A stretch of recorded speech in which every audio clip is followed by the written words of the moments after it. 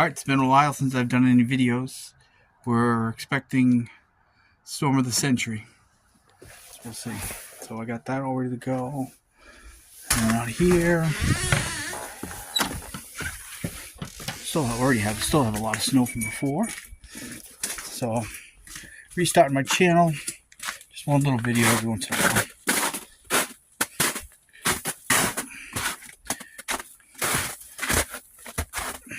So we got, I bought a new generator. I had gotten it a little while ago. First time I didn't need it, but I think we're going to be ready to need it in this one. It's all set to go. All I got to do is just turn it on.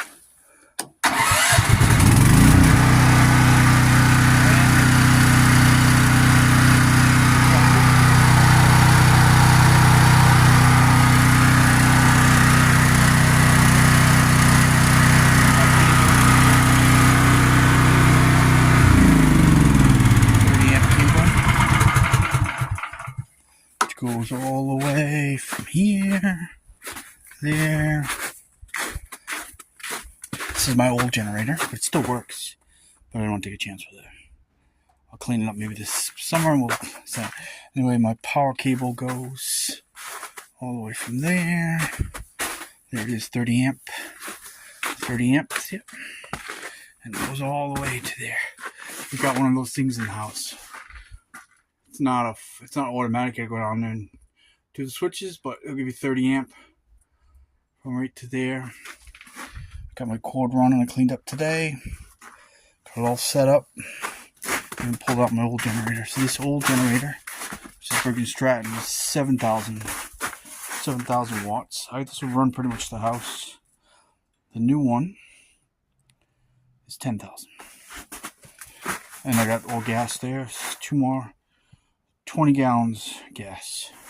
May not need any of it, but we'll see.